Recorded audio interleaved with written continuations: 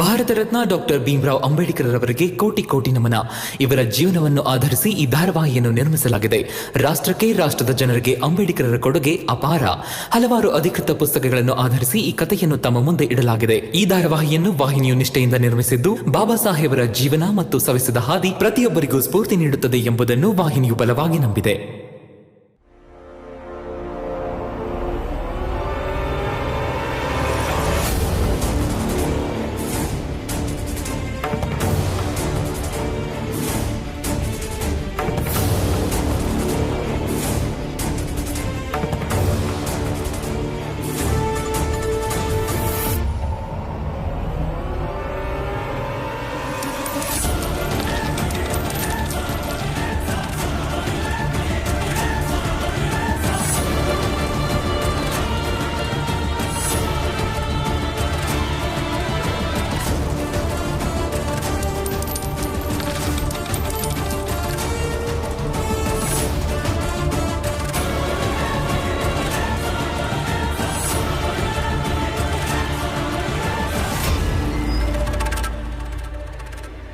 ನಿಮ್ಮ ಸಹಾಯ ನಮಗೆ ಬೇಕಾಗಿಲ್ಲ.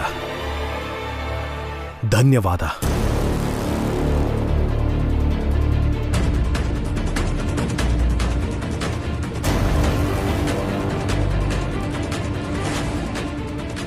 ಜೀಜಾಬಾಯ್, ನಿನಗೂ ಧನ್ಯವಾದ ಕಣಮ್ಮ. ನನ್ನ ಜೀವ ಉಳಿಸೋದಕ್ಕೆ, ನನ್ನ ಮಗನ ಜೀವ ತೆಗೆಯೋಕೆ ನಿಂತಿರೋ ಜನಗಳ ಹತ್ರ ಹೋಗಿ ಬಡ್ಡಿಗೆ ಸಾಲ ತಗೊಂಡು ಬಂದಿದೀಯಲ್ಲ ನೀನು. ಆ ನಿನ್ನ ಬಂಡತನಕ್ಕೆ ನನ್ನದೊಂದು ದೊಡ್ಡ ನಮಸ್ಕಾರ. ನಾವು ಹೇಳಿದ್ರೆ ಕೇಳೋದಕ್ಕೆ ಕಷ್ಟ ಆಗ್ಬೋದೇನೋ, ಆದ್ರೆ ಖಂಡಿತ ಹೇಳ್ತೀನಿ. ನಾನು ಭೀಮನ ತಂದೆಯಾಗಿ ಇಂಥವ್ರು ಕೊಡೋ ದುಡ್ಡಿಂದ ಚಿಕಿತ್ಸೆ ಪಡೆಯೋದಕ್ಕಿಂತ ಸಾಯೋದೇ ಮೇಲು.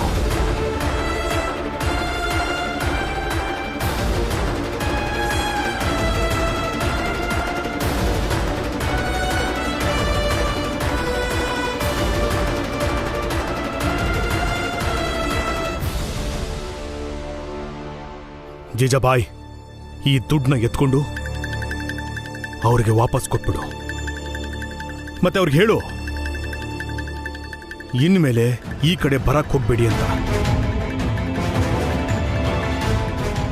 ಇನ್ನೊಂದು ಜೀಜಾಬಾಯ್, ನನ್ನನ್ನ ಒಂದು ದಿನ ನೋಡ್ಕೋಬೇಕು ಅಂತ ಜವಾಬ್ದಾರಿ ತಗೊಂಡಿದೆಯಲ್ಲ, ಆ ಜವಾಬ್ದಾರಿಗೆ ನಿನಗೊಂದು ದೊಡ್ಡ ನಮಸ್ಕಾರ.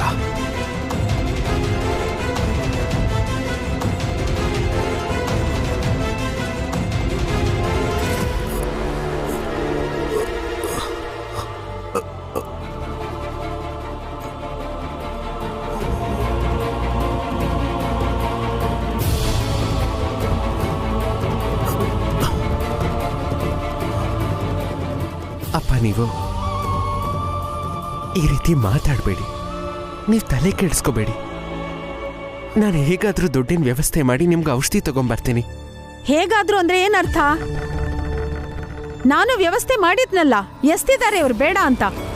ಯಾರಿಗೂ ನನ್ನ ಬಗ್ಗೆ ಚಿಂತೆ ಇಲ್ಲ, ನನಗೂ ಮನಸ್ಸಿದೆ ಅನ್ನೋದನ್ನ ಮರ್ತಿದ್ದೀರಾ ನೀವು. ನಾನೇನ್ ಕಲ್ಲಿಂದ ಮಾಡಿರೋಳ?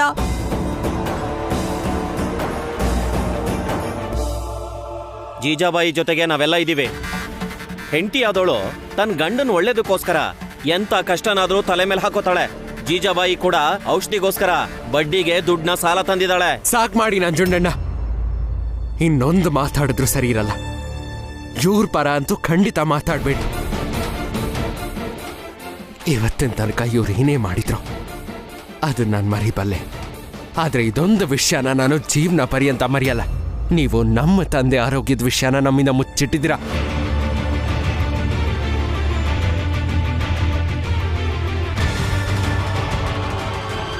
ನೋಡ್ರಪ್ಪ, ಒಳ್ಳೆಯವ್ರಿಗೆ ಕಾಲನೇ ಇಲ್ಲ. ಏಯ್, ನೀವಿಬ್ರು ಈ ದುಡ್ಡು ಎತ್ಕೊಳ್ರ.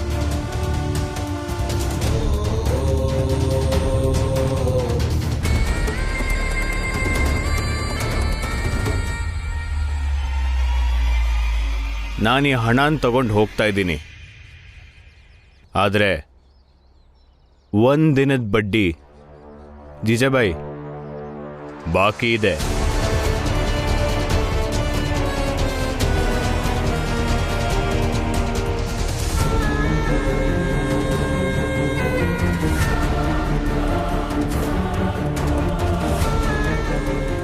ಅದಿರಲಿ ಜೀಜಾಬಾಯಿ, ಒಂದು ವಿಷಯ ಕೇಳ್ತೀನಿ. ರಾಮ್ಜಿದ್ ಒಂದಿನದ ಔಷಧಿಗೆ ಎಷ್ಟು ಬೀಳುತ್ತೆ? 12 ಆಣೆ.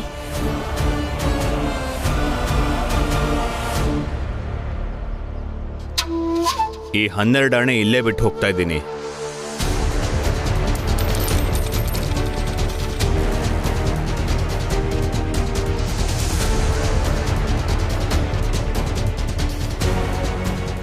ಒಂದು ವೇಳೆ ರಾಮ್ಜಿಗೋ ನಿಮಗೋ ಈ ದುಡ್ಡಿಂದ ರಾಮ್ಜಿಗೆ ಒಂದಿನದ ಔಷಧಿ ಕೊಡಿಸಿ ಸದ್ಯಕ್ಕೆ ಹುಷಾರು ಮಾಡ್ಬೋದು ಅಂತಿದ್ರೆ ಈ ದುಡ್ಡನ್ನು ಉಪಯೋಗಿಸ್ಕೋಬೋದು. ಇಲ್ಲಾಂದ್ರೆ ಜನಾರ್ದನ, ದುಡ್ಡನ್ನ ನಮ್ಮ ಮನೆಗೆ ತಲುಪಿಸ್ಬಿಡು. ಆಗ್ಲಿ ಮಾಲೀಕ್ರೆ.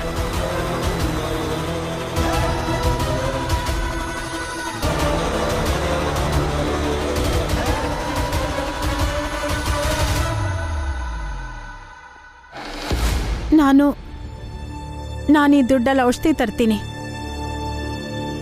ಡಾಕ್ಟ್ರು ಹೇಳಿದ್ದಾರೆ ಸರಿಯಾದ ಸಮಯಕ್ಕೆ ನಿಮ್ಗೆ ಔಷಧಿ ಕೊಡ್ಲಿಲ್ಲ ಅಂದ್ರೆ ಏನ್ ಬೇಕಾದ್ರೂ ಆಗ್ಬೋದು ಅಂತ. ಏನ್ ಬೇಕಾದ್ರು ಅಂದ್ರೆ ಬಾಯ್ಬಿಟ್ಟು ಹೇಳು, ನಾನು ಸಾಯ್ತೀನ ಅಂತ. ಅಪ್ಪ, ಸಾಯಂಗಿದ್ರೆ ಸಾಯ್ತೀನಿ ಬಿಡು. ಎಲ್ರೂ ಒಂದಲ್ಲ ಒಂದಿನ ಇಲ್ಲಿಂದ ಹೋಗ್ಲೇಬೇಕು. ನೀವೇನ್ ಬೇಕಾದ್ರೂ ಹೇಳ್ಕೊಳ್ಳಿ, ಸದ್ಯಕ್ಕೆ ಈ ದುಡ್ಡಲ್ಲಿ ಔಷಧಿ ತರಕ್ ಬಿಡಿ. ಇಲ್ಲ, ಏನ್ ಮಾಡ್ಲಿ ನಾನು? ಮೂರ್ ಜನ ಗಂಡ್ಮಕ್ಳು, ಒಬ್ಬ ದೂರ ಇದ್ದಾನೆ, ಇನ್ನಿಬ್ರು ನಾಲಾಯ್ಕಳು. ಇವ್ರ ಮುಖ ನೋಡಿ, ಔಷಧಿ ತರ ಮುಖನ ಇವು.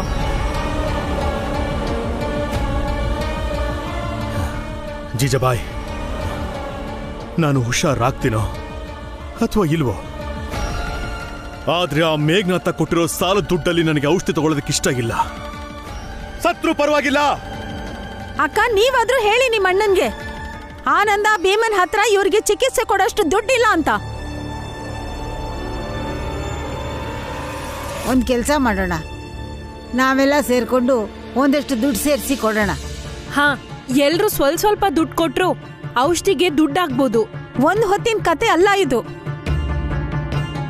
ಬೆಳಗ್ಗೆನೂ ತಗೋಬೇಕು, ಸಂಜೆನೂ ತಗೋಬೇಕು, ಪ್ರತಿದಿನದ ಕತೆ ಇದು. ಔಷಧಿ ಬೇರೆ ದುಬಾರಿ. ನಾವೆಲ್ಲ ಸೇರಿದ್ರು ಇವ್ರ ಔಷಧಿ ಖರ್ಚು ನೋಡ್ಕೊಳಕ್ ಆಗಲ್ಲ. ಬಾಲ ಇನ್ನು ಸತ್ತಿಲ್ಲ.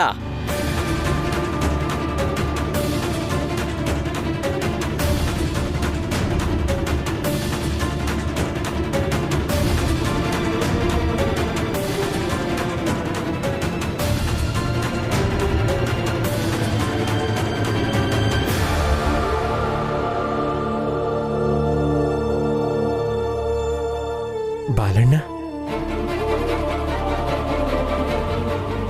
ಇದು ಈ ಹೊತ್ತಿನ ಔಷಧಿ. ರಮಾ, ಒಂದು ಲೋಟ ನೀರು ತಗೊಂಬ.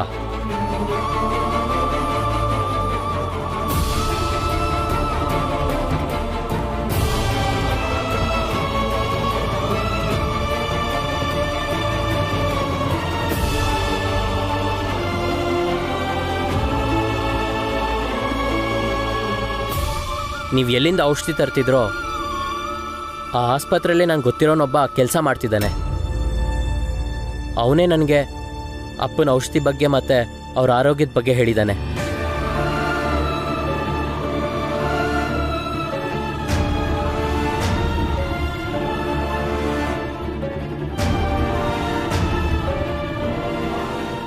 ಕುಡೀರಿ ಅಪ್ಪ.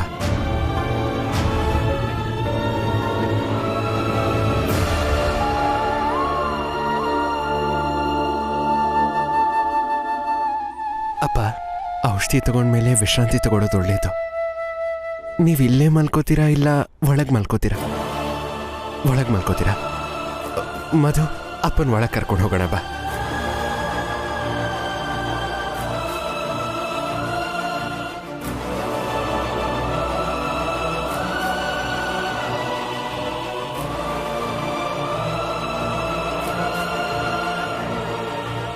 ಜೀಜಾಬಾಯಿ, ಇಷ್ಟೊಂದು ಸ್ವಾರ್ಥ ಒಳ್ಳೇದಲ್ಲ. ಒಂದಿನ ನೀನು ನಿನ್ನ ಹತ್ರ ಇರೋದನ್ನೆಲ್ಲ ಕಳ್ಕೋಬೇಕಾಗುತ್ತೆ.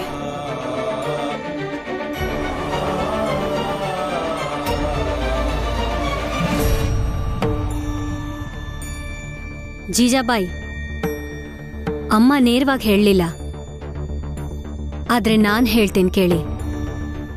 ಅಮ್ಮ ಹೇಳಿ ಹೋಗಿದ್ದು, ದಯವಿಟ್ಟು ರಾಮ್ಜಿ ಅಣ್ಣ ಮತ್ತೆ ಮಕ್ಕಳ ಮಧ್ಯೆ ಬಿರುಕು ಮೂಡಿಸ್ಬೇಡಿ, ಇಲ್ಲಾಂದ್ರೆ ಗಂಡನ್ನು ಕಳ್ಕೊತೀರಾ.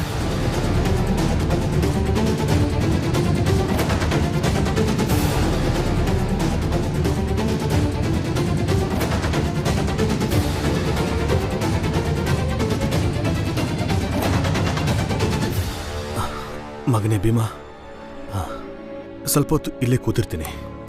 ಆದ್ರೆ ಅಪ್ಪ, ಒಳಗ್ ಗಾಳಿ ಆಡಲ್ಲ ಅಷ್ಟೊಂದು. ಸರಿ ಆಗ್ಲಿ.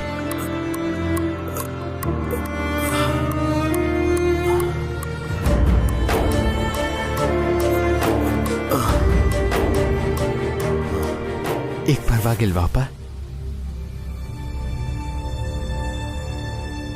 ಆಯ್ತಾ ನಿಮ್ದು? ಹೊರಡಿ ಇಬ್ರು. ಹೋಗಿ ಅಂದೆ ಇಬ್ರಿಗೂ. ಮತ್ತೆ ನೀನು ಎಲ್ರಿಗೂ ನೀನೇ ಹೇಳ್ಬಿಡು, ಇವ್ರನ್ನ ಬಂದು ನೋಡೋದೇನು ಬೇಡ ಅಂತ. ನಾನಿದ್ದೀನಿ ಇವ್ರನ್ನ ನೋಡ್ಕೊಳಕ್ಕೆ. ಇನ್ಯಾವತ್ತೂ ಔಷಧಿಗೋಸ್ಕರ ಮೇಘನಾಥ್ ಅವ್ರ ಹತ್ರ ನಾನು ದುಡ್ಡು ತಗೊಳ್ಳಲ್ಲ. ಏನು ಹಾಗೆ ನೋಡ್ತಿದ್ಯಾ? ಹೋಗು. ನಿಮ್ಮ ಅಪ್ಪಂಗೆ ಏನಾಗಿದೆ ಅಂತ ತಿಳ್ಕೊಂಡಿದ್ದಾಯ್ತಲ್ಲ, ಇನ್ ಬೇಜಾರಾಗಕ್ಕೆ ಕಾರಣನೂ ಇಲ್ಲ. ನಾನು ಆಗ್ಲಿಂದ ಹೇಳ್ತಾ ಇರೋದು ನಿಮಗೆ ಕೇಳಿಸ್ತಿಲ್ವಾ? ನೀವು ಮಾಡ್ತಿರೋದನ್ನ ಪ್ರೀತಿ ಅನ್ನಲ್ಲ. ನಾವು ಯಾವ ವ್ಯಕ್ತಿನ ಪ್ರೀತಿಸ್ತೀವೋ ಗೌರವಿಸ್ತೀವೋ ಅವ್ರ ನೋವನ್ನ ನಾವು ಆದಷ್ಟು ಕಡಿಮೆ ಮಾಡೋದಕ್ಕೆ ನೋಡ್ಬೇಕೇ ವಿನಃ ಜಾಸ್ತಿ ಮಾಡಕ್ ನೋಡ್ಬಾರ್ದು. ನಿಮ್ಮ ಮನ್ಸಿಗೆ ಇಷ್ಟ ಅಂತ, ನಿಮಗ್ ಸುಲಭ ಅಂತ ಇನ್ನೊಬ್ರನ್ನ ತೊಂದರೆಗೆ ಸಿಲುಕಿಸ್ಬಾರ್ದು. ಅದನ್ನ ಪ್ರೀತಿ ಅನ್ನಲ್ಲ, ಸ್ವಾರ್ಥ ಅಂತಾರೆ. ಅಪ್ಪ ನಿಮ್ ಗಂಡ ಅಂತ ಚೆನ್ನಾಗ್ ಗೊತ್ತು. ಅವ್ರು ನೋಡ್ಕೊಳ್ಳೋದ್ರ ಮೂಲಕ ಅವ್ರ ಹತ್ರ ಆಗ್ಬೋದು ಅಂತ ನೀವು ಯೋಚಿಸಿರ್ಬಹುದು. ಆದ್ರೆ ಅಪ್ಪ ನಿಮ್ ಗಂಡ ಅನ್ನೋದು ಎಷ್ಟು ನಿಜಾನೋ, ಅವರು ನಮ್ಮ ತಂದೆ ಅನ್ನೋದು ಅಷ್ಟೇ ನಿಜ. ಆದ್ರಿಂದ ಇನ್ ಮುಂದೆ ಯಾವತ್ತು ನಾನೇ ಎಲ್ಲ ನೋಡ್ಕೋತೀನಿ, ನಾನೇ ಎಲ್ಲ ಮಾಡ್ತೀನಿ, ಅಪ್ಪನ ನಾನೊಬ್ಳೇ ನೋಡ್ಕೋತೀನಿ ಅಂತ ಹೇಳ್ಬೇಡಿ. ಇಲ್ಲ, ನಿಮ್ಮ ಗಂಡ ನೀವು ನೋಡ್ಕೋಬೇಕು ಅಂತಿದ್ರೆ ನೋಡ್ಕೊಳ್ಳಿ. ಆದ್ರೆ ಅದನ್ನ ಬಿಟ್ಬಿಟ್ಟು ನಿಮ್ಮ ತಂದೆ ಹತ್ರ ಮಾತಾಡಬೇಡಿ, ಅವ್ರನ್ನ ನೋಡ್ಕೋಬೇಡಿ ಅಂತ ಅಡ್ಡ ಬಂದ್ರೆ ಪರಿಣಾಮ ನೆಟ್ಟಗಿರಲ್ಲ. ನೀವಿಬ್ರು ಮತ್ತೆ ಜಗಳ ಆಡಬೇಡಿ. ಇಲ್ಲಪ್ಪ, ನಾನು ಜಗಳ ಆಡ್ತಿಲ್ಲ. ಜಗಳ ಆಡೋ ಮನ್ಸು ಕೂಡ ಇಲ್ಲ ನನಗೆ. ಡಾಕ್ಟರ್ ಸಾಹೇಬ್ರು ಕೊಟ್ಟಿರೋ ಆ ಚೀಟಿನ ಮಾತ್ರ ಕೊಡಿ, ನನಗೆ ಸಾಕು. ಕೊಡಿ. ಕೊಡಲ್ಲ. ಏನ್ ಮಾಡ್ಕೋತ್ಯಾ? ಅದ್ ಹೇಗ್ ಕೊಡಲ್ಲ ಅಂತ್ಯಾ? ಭೀಮಾ ಒಳಗೆಲ್ಲೋ ಇಟ್ಟಿರ್ತಾಳೆ, ಹೋಗಿ ಹುಡ್ಕೊಂಡು ತಗೊಂಡ್ ಬಾ. ನಿಂತ್ಕೋ.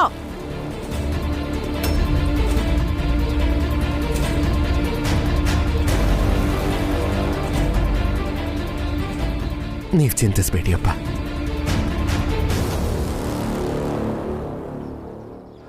ತಗೋ, ಅದೇನ್ ಮಾಡ್ಕೋತ್ಯೋ ಮಾಡ್ಕೋ ಹೋಗು.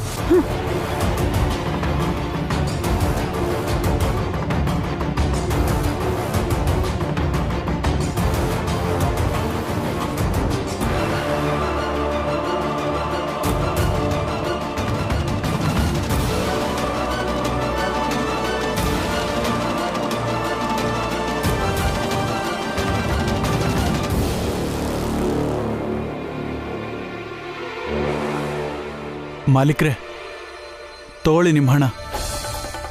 ಒಟಾರದಲ್ಲಿ ಬಿಟ್ಟು ಬಂದಿದ್ರಲ್ಲ, ಆ ಭೀಮ ಮತ್ತು ರಾಮ್ಜಿ ಈ ಹಣ ಬೇಡ ಅಂತ ಎದ್ದೋದ್ರು. ಆ ದುಡ್ಡನ್ನ ಅಲ್ಲೇ ಕೆಳಗಿಡು. ಒಂದ್ಸಲ ಭಿಕ್ಷೆ ಅಂತ ಕೊಟ್ಟಿರೋ ದುಡ್ಡನ್ನ ನಾವು ವಾಪಸ್ ತಗೊಳ್ಳಲ್ಲ.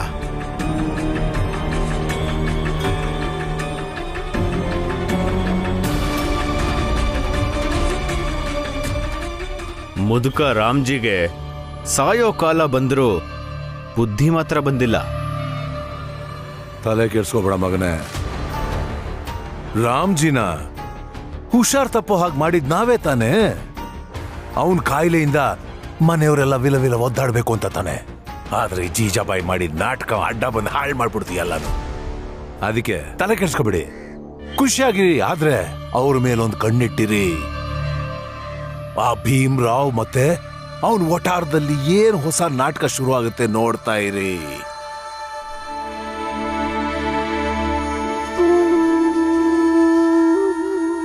ಭೀಮಾ, ಜೀಜಾಬಾಯಿ ಅವ್ರ ಮೇಲೆ ಕೋಪ ಇದೆ ಅಲ್ವಾ ನಿಂಗೆ? ನಂಗೆ ಅರ್ಥ ಆಗುತ್ತೆ. ಅವ್ರು ಮಾಡಿದ ತಪ್ಪು. ಅಪ್ಪನ ಆರೋಗ್ಯದ ವಿಷಯನ ಮುಚ್ಚಿಡಬಾರ್ದಿತ್ತು. ಯಾಕೋ ಗೊತ್ತಿಲ್ಲ ಭೀಮಾ, ಅವ್ರು ಯಾಕೆ ನಿನ್ನನ್ನು ಅಷ್ಟೊಂದು ದ್ವೇಷಿಸ್ತಾರೋ? ನಾನು ತಪ್ಪು ಮಾಡ್ಬಿಟ್ಟೆ ಮಧು. ತಪ್ಪ? ಏನಾಯ್ತು? ನಾನು ಜೀಜಾಬಾಯಿ ಅವ್ರ ಹತ್ರ ಸ್ವಲ್ಪ ಜಾಸ್ತಿನೇ ಮಾತಾಡ್ಬಿಟ್ಟೆ. ಅಷ್ಟೊಂದು ಮಾತಾಡಬಾರ್ದಾಗಿತ್ತು ನಾನು. ಜೀಜಾಬಾಯಿ ಅವ್ರ ಮೇಲೆ ನನಗೆಷ್ಟೇ ಅಸಮಾಧಾನ ಇರ್ಬೋದು, ಅದೆಷ್ಟೇ ಭಿನ್ನಾಭಿಪ್ರಾಯ ಇರ್ಬೋದು, ಆದರೆ ನಾನು ಯಾವತ್ತೂ ಗೆರೆ ದಾಟಿರ್ಲಿಲ್ಲ. ಇವತ್ತು ನಾನು ಅದನ್ನು ದಾಟ್ಬಿಟ್ಟೆ ಮಧು. ಅವ್ರಿಗೆ ಮರ್ಯಾದೆ ಕೊಡದೆ ಮಾತಾಡ್ಬಿಟ್ಟೆ. ಕೋಪದ ಭರದಲ್ಲಿ ಸ್ವಲ್ಪ ಜಾಸ್ತಿನೇ ಮಾತಾಡ್ಬಿಟ್ಟೆ. ಅವ್ರಿಗೆ ಬೇಸರ ಆಗಿರ್ಬೋದು. ತಪ್ಪು ಮಾಡಿಬಿಟ್ಟೆ ಮಧು. ಆದ್ರಿಂದ ನಾನು ಈಗಲೇ ಅವ್ರ ಹತ್ರ ಹೋಗಿ ಕ್ಷಮೆ ಕೇಳ್ಕೊಂಡು ಬರೋಣ ಅನ್ಕೊಂಡಿದ್ದೀನಿ. ನಾನು ಈಗಲೇ ಹೋಗಿ ಮಾತಾಡಿ ಬರ್ತೀನಿ.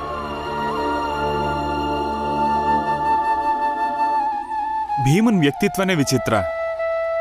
ಯಾರು ಇವನ್ಗೆ ಯಾವಾಗ್ಲೂ ಬೈತಾ ಇರ್ತಾರೋ, ಹಂಗಿಸ್ತಾ ಇರ್ತಾರೋ, ಅವ್ರಿಗೆ ಇವನಿಂದ ನೋವಾಗಬಾರ್ದು ಅಂತ ಯೋಚಿಸ್ತಾನೆ.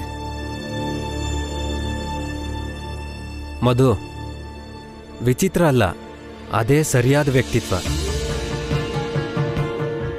ಯಾಕಂದ್ರೆ ಅವನು ಭೀಮ್ರಾವ್. ಅವನಿಗೆ ಚೆನ್ನಾಗಿ ಗೊತ್ತು ಯಾವುದೆಲ್ಲ ಸರಿ ಮತ್ತೆ ಯಾವುದು ತಪ್ಪು ಅಂತ. ಇದೇನೆ ಒಬ್ಬ ಒಳ್ಳೆ ವ್ಯಕ್ತಿಯ ನಿಜವಾದ ವ್ಯಕ್ತಿತ್ವ. ನಾನು ಯಾವಾಗಲೂ ನಿಂಗೆ ಒಳ್ಳೆಯದನ್ನೇ ಬಯಸ್ತಾ ಇರ್ತೀನಿ. ಆದರೆ ನೀನು ನನ್ನ ಮೇಲೆ ತುಂಬ ವರ್ಷಗಳಿಂದನೂ ಹಾಗೆ ಸಾಧಿಸ್ತಿದೀಯ. ಹೌದು, ನಾನು ಸರಿ ಹೋಗ್ತೀನಿ ಅಂತ ಅನ್ಕೋಬೇಡ. ಯಾಕಂದ್ರೆ ನಾನು ಭೀಮ್ರಾವ್ ಅಲ್ಲ, ನಾನು ಮಧು.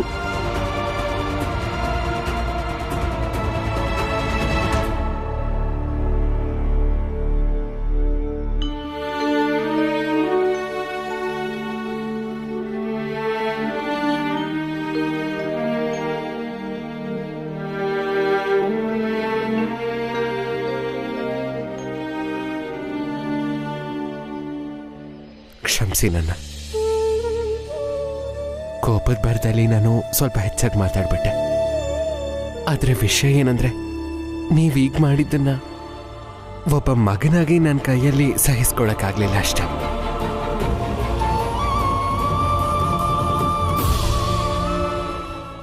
ಅಂದ್ರೆ ನೀನ್ ಹೇಳಕ್ ಬಂದಿರೋದು, ನೀನಿವತ್ತೇನ್ ಮಾತಾಡಿದ್ಯೋ ಅದನ್ನೆಲ್ಲ ನಾನು ಮರಿಬೇಕು, ನೀನು ಒಳ್ಳೆ ಮನುಷ್ಯ ಅಂತ ನಾನು ಒಪ್ಕೋಬೇಕು. ನಿನ್ನ ಈ ಗುಣ ತುಂಬಾ ಚೆನ್ನಾಗಿದೆ. ಕೊನೆಯಲ್ಲಿ ನೀನು ಹೇಗೆ ಮಾತಾಡ್ತೀಯ ಅಂದ್ರೆ ನಾನೇ ಸರಿ ಇಲ್ಲ ಅಂತ ಅನ್ನಿಸ್ಬಿಡ್ಬೇಕು. ನೀನೊಬ್ಬನೇ ಒಳ್ಳೆಯವನು, ಮಿಕ್ಕದವರೆಲ್ಲ ಕೆಟ್ಟವರು. ಇಲ್ಲ, ಹಾಗಲ್ಲ ನಾನು ಹೇಳ್ತಿರೋದು. ನೋಡಿ, ಅಪ್ಪ ನಿಮಗೆಷ್ಟು ಮುಖ್ಯನೋ ನಮಗೂ ಅಷ್ಟೇ ಮುಖ್ಯ. ಆದರೆ ನೀವೊಂದು ವಿಷಯನ ತಿಳ್ಕೊಳ್ಳೇಬೇಕು.